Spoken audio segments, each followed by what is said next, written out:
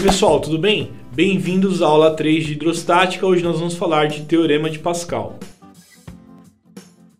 Pessoal, dando sequência ao nosso curso de hidrostática, nossa aula 3, vamos falar do Teorema de Pascal, né? O que diz o Teorema de Pascal, também conhecido como prensa hidráulica? O Pascal, vamos resgatar algumas coisas que o Estevam propôs, e o Pascal fez algumas adaptações e conseguiu chegar nesse teorema bem interessante. Imagine que nós temos aqui um problema de vaso comunicante, como nós vimos na aula anterior. O Estevam mostrou para nós que dentro de um mesmo líquido, né, estando ele em comunicação, as pressões são exatamente iguais, né? Então, se eu pegasse, por exemplo, aqui um ponto A e na mesma horizontal, estando esses líquidos em comunicação, pegando aqui um ponto B, lá do outro lado do nosso recipiente, nós teríamos que as pressões são exatamente iguais, né? Nós vimos na aula passada que a pressão do ponto A é exatamente igual à pressão do ponto B, né? Isso vale para qualquer ponto que nós estivermos analisando dentro do nosso líquido. Então, pegando pontos que estão na mesma profundidade, no mesmo líquido, pressões exatamente iguais. Isso é o que nós vimos no Teorema de Estevam, que dizia que a pressão de um ponto é a pressão atmosférica mais dGH. Isso é o que está proposto no Teorema de Estevam, certo? O que o Pascal pensou? Ele pensou o seguinte: conforme eu vou subindo dentro do meu líquido, subindo dos dois lados, eu vou chegar numa situação aqui em que eu vou pegar um ponto na superfície, né? Então, imagina que estivesse pegando um ponto aqui, ó, bem na superfície do nosso líquido. Se eu pego um ponto na outra extremidade, né, e ele vai estar na mesma horizontal, estando esse recipiente aberto, nós teríamos que esses dois pontos estariam exclusivamente sob a ação da pressão atmosférica. E aí o líquido estaria numa situação de equilíbrio, mesma altura dos dois lados e com pressões iguais, certo? Só que o Pascal, ele ficou analisando o seguinte: quando a gente observa esse experimento dos vasos comunicantes, a gente percebe que existe uma área do recipiente de um lado aqui que eu posso chamar de área 1, e existe uma outra área da segunda parte do nosso recipiente que eu posso chamar de área 2. E o Pascal pensou, bom, pressão é força sobre área. E aí o que o Pascal pensou e fez, executou, né? Ele pegou esse recipiente e colocou dois anéisinhos, um de cada lado, com as áreas exatamente iguais do nosso recipiente. Esses anéisinhos aqui a gente chama de êmbolo, né? Êmbolos móveis, né? Então ele meio que vedou o líquido, ele aprisionou o líquido dentro desse recipiente. E o Pascal fez o seguinte experimento, ele falou assim, ó, se eu aplicar uma força empurrando esse êmbolo 1 para baixo, força 1, ele percebeu que o êmbolo 2 subia, né? Aí ele falou assim, ó, por que o êmbolo 2 subiu? Ele aumentou a pressão sobre o líquido. Uma vez que ele aumenta a pressão sobre o líquido, passa a ter uma diferença de pressão, e aí para chegar na situação de equilíbrio, esse líquido precisa subir um pouquinho para que a altura do líquido compense essa força que está sendo aplicada, né? Esse foi o pensamento do Pascal. Então ele aplicou uma força F1 nessa área aqui que a gente pode chamar de área 1. E aí o Pascal pensou o seguinte: qual que deveria ser a força aplicada aqui na outra extremidade? Força 2, vamos chamar assim, sobre a área 2, né? Área 2, para que isso aqui continuasse numa situação de equilíbrio. Para que os êmbolos fiquem numa situação de equilíbrio, a resultante teria que ser zero, ou seja, nós teríamos que manter as condições que o Estevam estava propondo em seu teorema, né? A pressão aqui, então, eu vou pegar logo embaixo do nosso êmbolo, vou chamar aqui de ponto A, e aqui eu vou chamar de ponto B. Para que isso fique numa situação de equilíbrio, nós temos que o ponto A e o ponto B estão na mesma horizontal, né? Estando esses dois pontos na mesma horizontal, as pressões devem ser exatamente iguais. A pressão do ponto A tem que ser igual à pressão do ponto B. Sendo a pressão do ponto A igual à pressão do ponto B, ao invés da gente usar aqui uma pressão hidrostática, nós vamos para a definição de pressão, que é força distribuída por uma certa área, né? Então, nós teríamos que pressão de A sendo igual a pressão de B, nós teríamos a pressão atmosférica mais a pressão que a força 1 exerce na área 1. Isso vai ser igual à pressão do ponto B, que é a pressão atmosférica mais a força 2 distribuído pela área 2. Tudo bem? E aí o que a gente percebe? Temos pressão atmosférica dos dois lados, então ela vai desaparecer da nossa conta. E aí a gente chega na famosa expressão do teorema de Pascal. Força 1 sobre área 1 vai ser igual à nossa força 2 distribuído pela nossa área 2, né?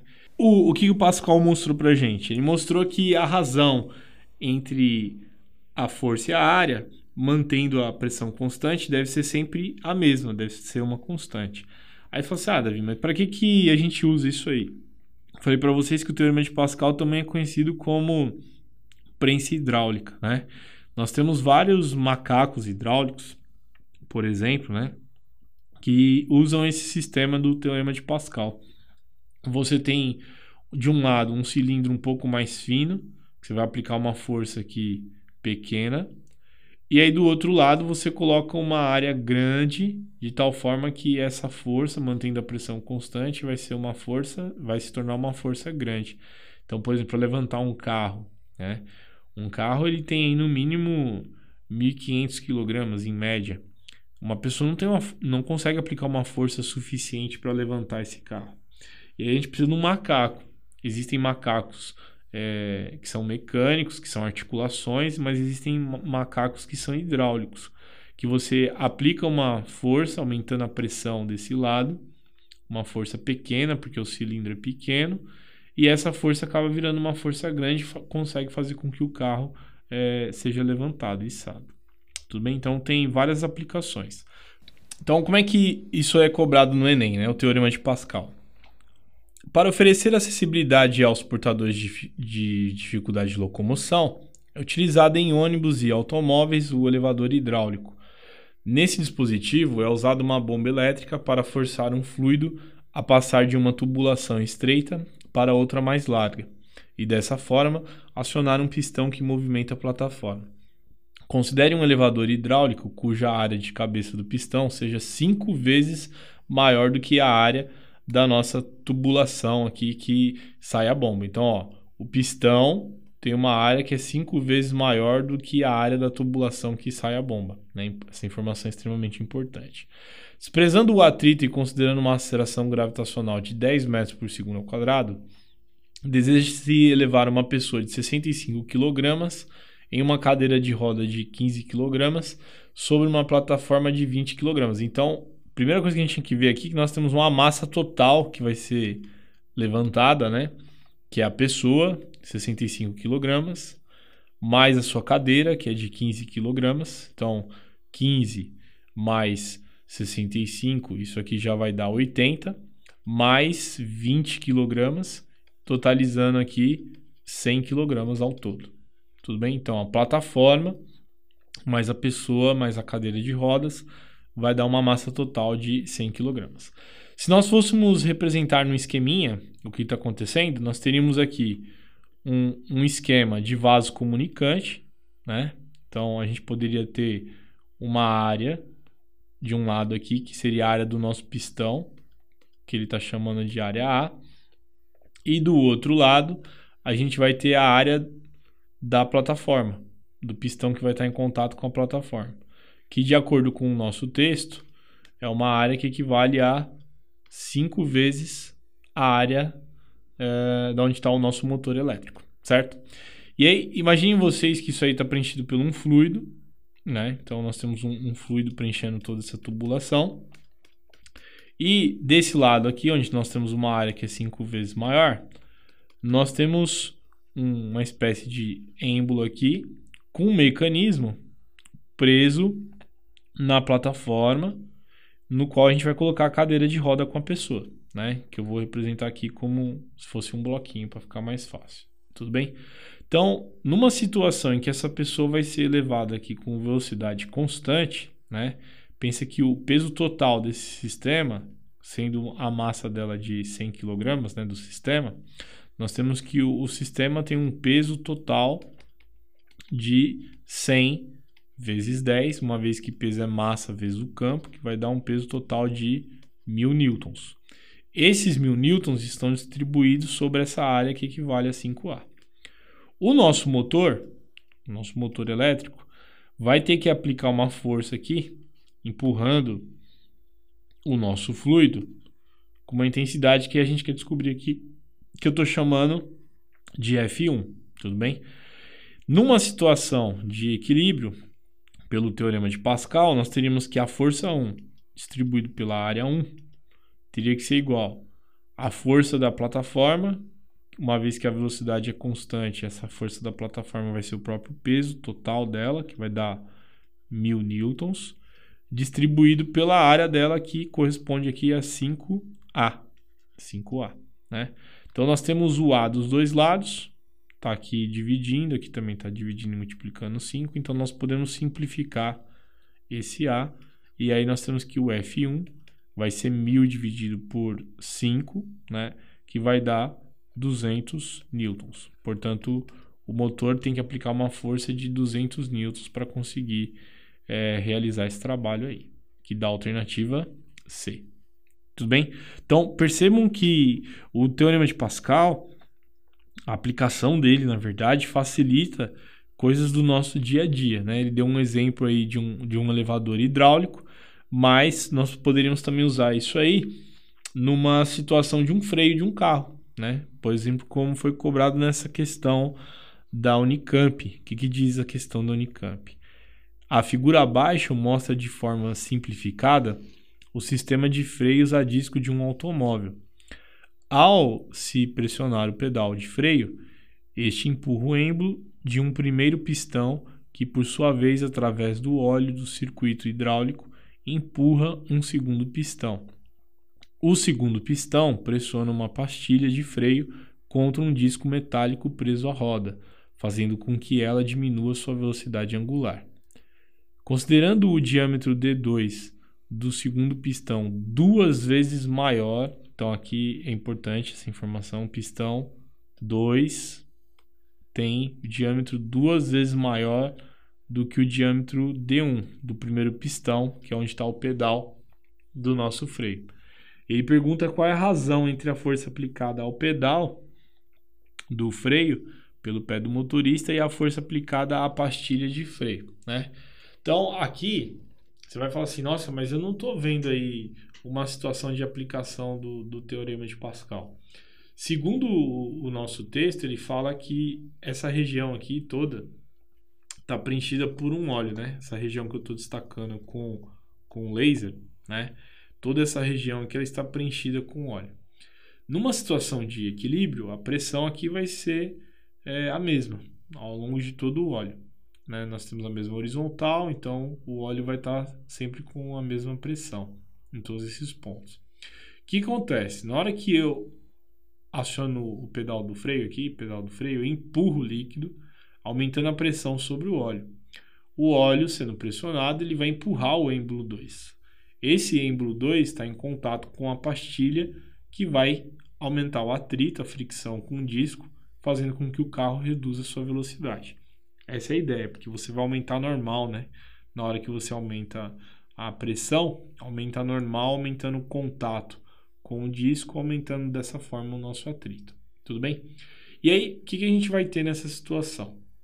Primeiramente, a gente precisa lembrar que esse contato que ele está tendo com o nosso pistão, aqui é um cilindro, aí nós vamos ter a área, né? E ele deu uma informação importante para a gente tem que tomar cuidado, ele deu o diâmetro, né? O diâmetro vai da ponta a ponta aqui, né? Então você tem o diâmetro 1 e você tem o diâmetro 2, que segundo o texto, ele fala para a gente que o diâmetro 2 ele é o dobro do diâmetro 1. Se o diâmetro 2 é o dobro do diâmetro 1, a gente pode afirmar que o raio 2 também vai ser o dobro do raio 1. Né? O diâmetro é 2 vezes o raio, portanto a gente chega nessa relação que o raio 2 é 2 vezes o raio 1. Por que isso é importante? Porque na hora de calcular a pressão, a gente usa pressão, força sobre área, né? Então, na situação de equilíbrio, nós teríamos que a força do pedal está sendo aplicada na área 1, né? Chamando aqui de P, força do pedal. Isso vai ser igual à nossa força que vai lá para o pistão, né?